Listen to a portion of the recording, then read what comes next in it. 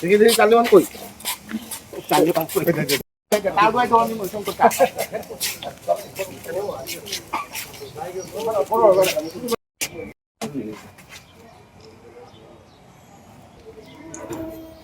ঠিক আছে। গতকাল র্যাব ৯ ব্রাহ্মণবাড়িয়া ক্যাম্পের গোয়েন্দা টিমের ৪ জন সদস্য তথ্য সংগ্রহের উদ্দেশ্যে ব্রাহ্মণবাড়িয়া জেলার বাঞ্ছারামপুরের উদ্দেশ্যে রওনা করে। নবীনগর হয়ে বাঞ্ছারামপুর যাওয়ার পথে নবীনগরের শীর্ষ সন্ত্রাসী কুখ্যাত ডাকাত শফিক, আব্দুল কাদির এবং আব্দুল হালিম ও তার সহযোগীরা তাদেরকে সংঘবদ্ধ এবং অতর্কিত আক্রমণ করে। উক্ত আক্রমণে ৪ জন সদস্যের ৩ জন গুরুতর আহত হয়। তাদের এই আক্রমণের সংবাদ পেয়ে অন্য গোয়েন্দা টিমের সদস্যরা সেখানে স্থানীয়দের সহযোগিতায় তাদেরকে উদ্ধার করতে সক্ষম হয়। পরবর্তীতে নবীনগর স্বাস্থ্য কমপ্লেক্সে তাদেরকে নিয়ে যাওয়া হয়।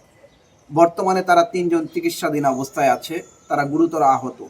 উক্ত ঘটনার পরপরই র্যাব ৯ একটি বড় রকমের ম্যাসিভ পরিকল্পনা করে অপরাধীদের শনাক্ত করার জন্য এবং তাদের গ্রেফতারের জন্য, যার ধারাবাহিকতায় গতকাল সারা রাত থেকে আজকে সকাল পর্যন্ত এই অভিযান অব্যাহত ছিল এবং এই অভিযানের মাধ্যমে শফিক ডাকাতের অন্যতম প্রধান সহযোগী এবং র্যাব সদস্যদের উপর আক্রমণকারী এবং র্যাব সদস্যদের উপর আক্রমণের অন্যতম প্রধান সংগঠক আব্দুল কাদিরকে গ্রেপ্তার করতে সক্ষম হয়।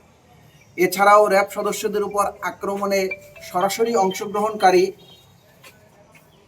অংশগ্রহণকারী আব্দুর রহিম, রহমান প্রকাশ অপু, নূর আলমকে গ্রেপ্তার করতে সক্ষম হয়।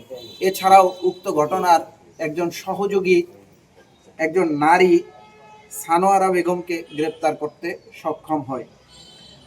গ্রেপ্তারের পাশাপাশি ওই এলাকায় অভিযান চালিয়ে তাদের হেফাজত থেকে দেশীয় অস্ত্র একটি রামদা, একটি হুইল সদৃশ্য একটি মারাত্মক অস্ত্র এবং একটি চাকু, 2টি রড উদ্ধার করতে সক্ষম হয়। এই ঘটনায় নবীনগর থানায় আইনগত ব্যবস্থা প্রক্রিয়াধীন আছে।